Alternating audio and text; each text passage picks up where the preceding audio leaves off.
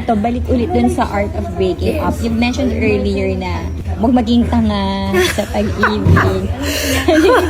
Nakarelate ba kayo doon? Marami, for sure. I mean, you know why?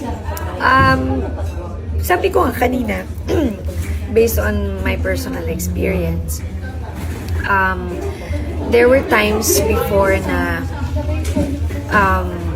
pagka let's say break na kayo or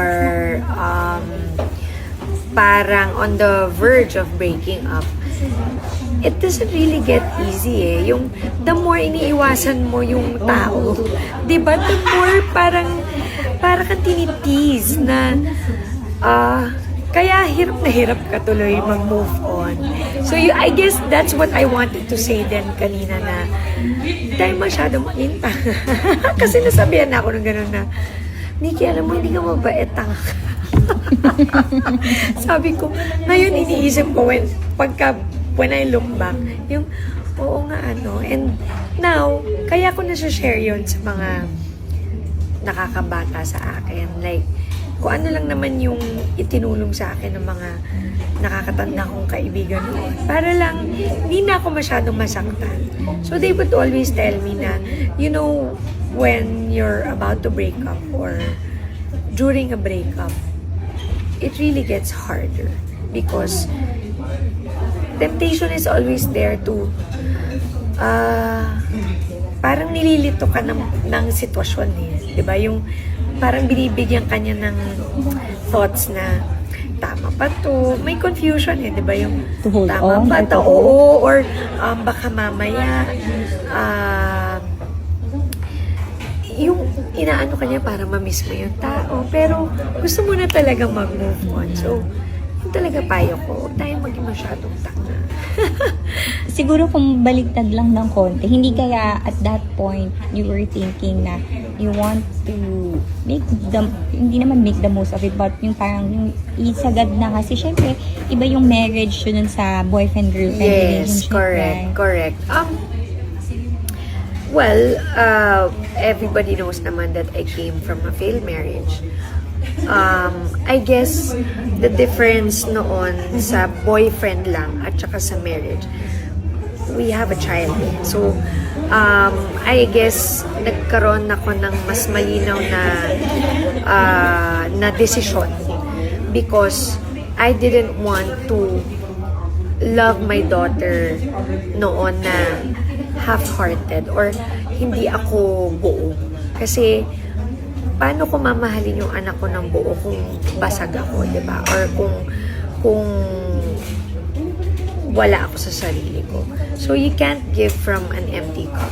So, yung noon, when I was going through my divorce and my failed marriage, I turned my back and I never looked back. Kasi, tinapangan ko yung loob ko na kahit alam kong hindi magiging madali. But I guess it's also nice to have an inspiration, to have that goal. Why you have to go through this separation. And clear yun, no? Yung boundaries and yung self-respect. Pero, na-curious lang ako, ano yung sukdulan ng pagiging tanga? Ano ba yung parang, meron yung nag-effort ka, you tried, but iba na yung naging tanga ka na parang hindi na tama?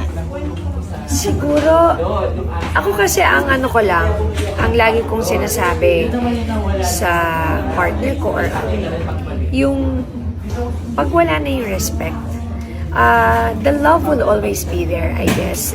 There's all kinds of love naman.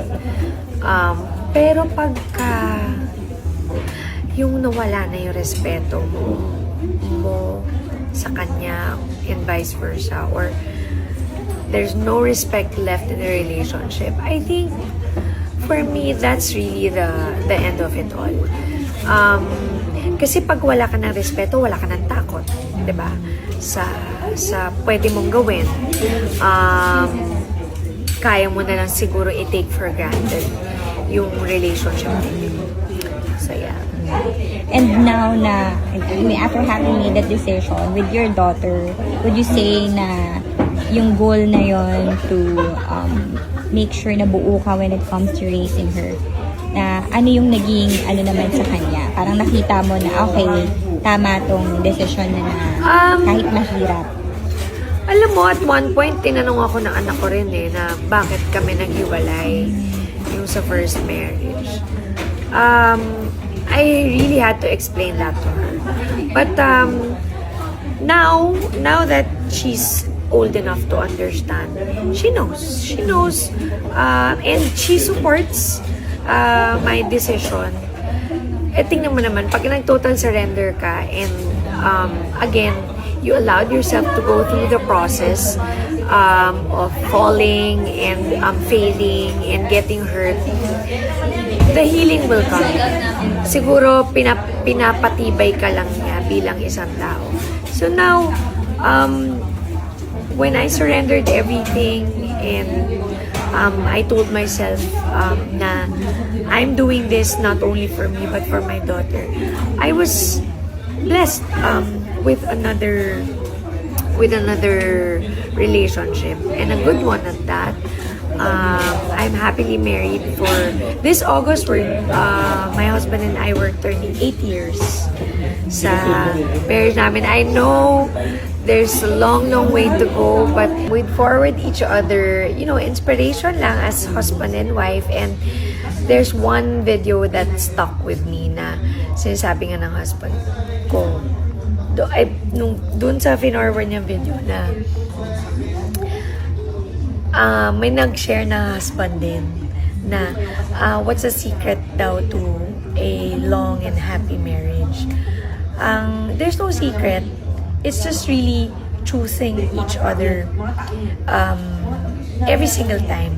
Kasi magbabago at magbabago ang isang tao. And you're two individuals put together or nagpakasal, diba? So, marriage talaga or any relationship is a work in progress every single day. Diba? You solve something today, tomorrow may bago na namang pagdadaanan. And when the time comes na, I always tell him this also, sana pag dumating yung araw na magkaroon tayo ng mga hindi pagkakaunawaan. Kasi di ba may mga, talagang ang marriage, umaabot yan sa point na yung, you just get used to it, to what happens between the two of you. And I told him that, sana pag dumating yung araw na yun, yung piliin pa rin natin na ayusin at mahalin ng isa't isa. Hindi yung napipilitan ka na lang kasi wala ka ng choice, di ba? And that's what marriage is about. It's really choosing each other. Wag lang yung intentional yung pananakit, di ba?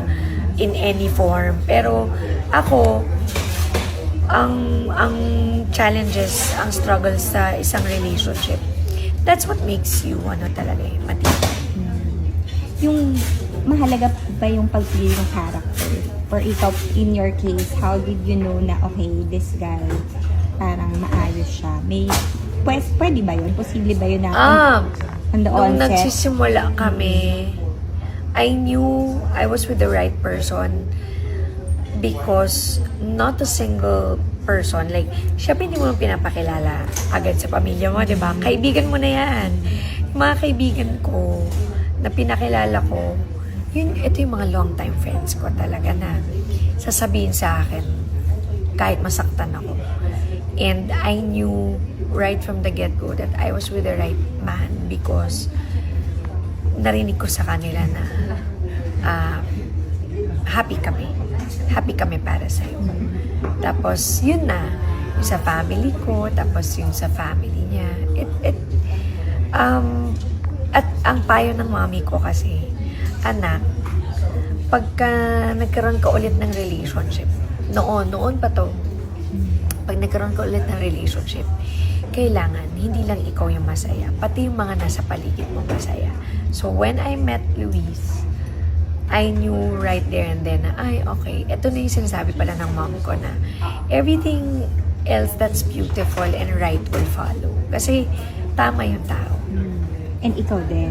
Yeah. Did you say, kasi you said na you really made sure na healed ka muna. Yes, tama na yung ano ng heart ko eh. Tama na yung place niya. Hindi na ako wasak. Hindi na ako confused, and I knew na hindi siya rebound. Kasi tapos na ako eh. Okay na ako. Yeah. Thank you so much. Thank you.